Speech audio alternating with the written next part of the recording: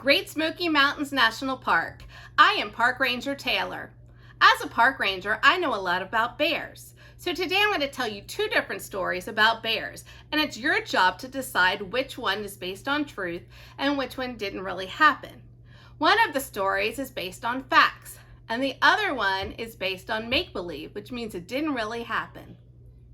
When we read facts about bears, like in the book Going to the Great Smoky Mountains National Park, we find actual facts about bears.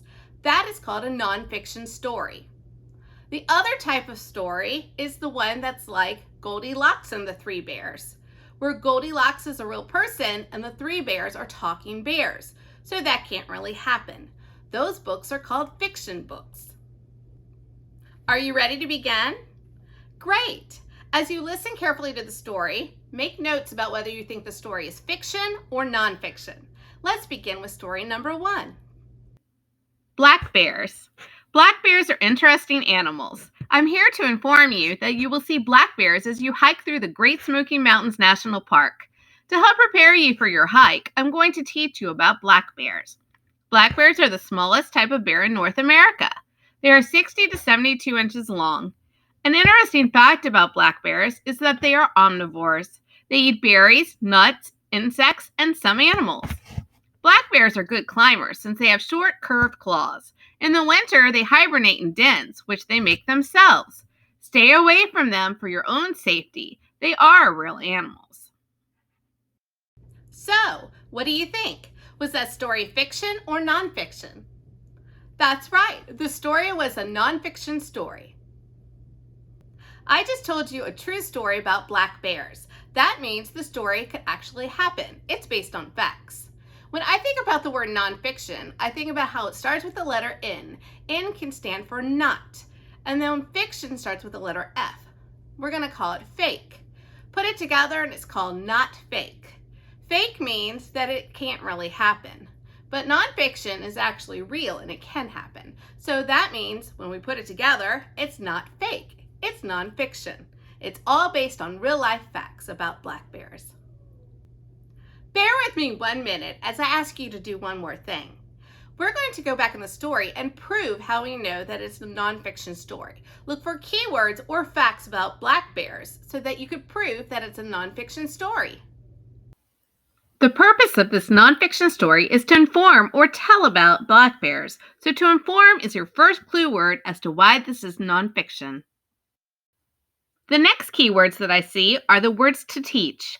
This text teaches us about what black bears do. Did you notice the word fact? This nonfiction story tells us facts about black bears. The last key word in this paragraph is the word real. This story is about real black bears and about real facts that tell us about how they live their life each and every day in the national park. I just bought this book called Going to the Great Smoky Mountains National Park. Do you see the photograph of the real bear on the front cover? That makes it a nonfiction story. As we open up the book to the very first page, you'll notice the table of contents. Table of contents shows you information about what you're going to read about in the book, and it also tells you the page number, so you can just turn to that page number and learn that piece of information that you're looking for. You do not have to read a nonfiction book from the front to the back. You can skip around based on what you want to learn about that topic. The table of contents led us to this page called the Wildlife of the Smokies. One of the wildlife that lives in the Smokies is a black bear. Notice how there's a photograph at the very bottom of this page. You also will notice the words black bear in the middle of the page. That is considered a heading. A heading tells you where to go to learn more information about something. In this case, we want to learn more about the black bear. A heading in a nonfiction book is one of the many text features that we will learn about this year. Let's review what we know about a nonfiction story. The purpose of a nonfiction book is to inform us. It teaches us information about a specific topic. There are facts listed in the book. It tells us about real bears, and it really does happen in real life. It helps us read to learn new information about a topic. There are photographs throughout the book. In the beginning, the table of contents can tell us exactly what we're going to learn about on that topic and where to find it in the story. And finally, a nonfiction book can be read in any order. You can skip around if you would like to, based on whatever you want to learn about. I barely knew any facts about black bears until I researched it online, and I also got a lot of experience as a park ranger, walking around the park and seeing what the black bears do. Okay, are you ready for your next story? Great. We're going to listen very carefully to the story and decide if it's a fiction or a nonfiction story. Maria's surprise visitor. Maria went camping with her family. While she was hiking one day, she was surprised to see a bear. "Ah!" she screamed and started to run away. The bear started chasing her, so she ran faster until she found her parents. "Stop running! The bear will chase you if you stay still." So Maria stood still, and sure enough, the bear stopped running. In fact, the bear was friendly. "Excuse me, would you like to share some of my delicious honey with me?" Maria wasn't scared anymore. She sat down and ate honey with the bear. They became best friends and played together every day for the rest of Maria's camping trip. So, what do you think? Was this story fiction or nonfiction? That's right, it was a fiction story. You are very smart. Even though Maria can be a real character that's actually camping in the forest, we all know that Winnie the Pooh is a fictional character because Winnie the Pooh is a talking bear. Bears can't really talk in real life, so it makes it a fiction story that can't really happen. Now that we know it's a fiction story, let's go back in the story and find reasons why it's a fiction story. For example, we already know that Winnie the Pooh was talking, so that makes it a fiction story. But what other reasons are there? Excuse me, would you like to share some of my delicious honey with me? The first question I ask when I'm deciding if it's a fiction or nonfiction story is I ask myself, are there any talking animals? In this case, I have a talking bear. The bear said, "Excuse me, would you like to share some of my delicious honey with me?" That makes it a fiction story because bears can't talk in real life. Here's the next question that I ask myself. Is there something in the story that cannot really happen? In this case, Maria is sitting down with a bear and eating honey.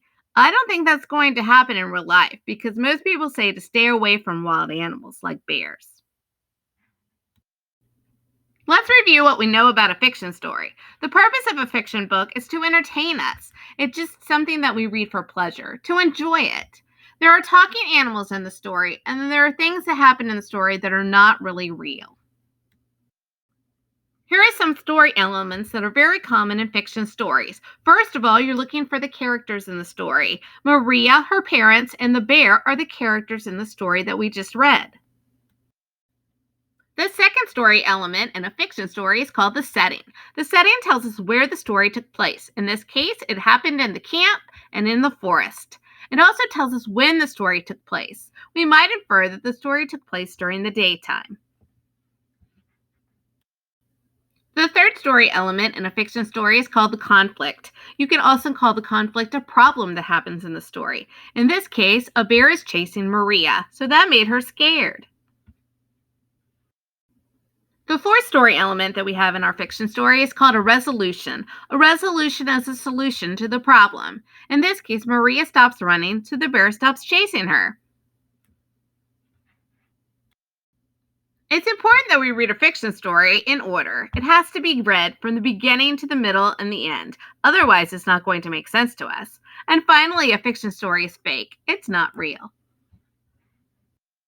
Here is everything that we talked about today about fiction and nonfiction stories. If you would like to, you can pause the video and read it over again. Thanks so much for joining me here today at the Great Smoky Mountains National Park, where we learned the difference between a nonfiction and a fiction story. If you liked today's video, click the like button. And if you haven't yet subscribed to the channel, click the subscribe button so you don't miss out on a single adventure. Until next time, keep on reading and use your imagination. Until next time, goodbye.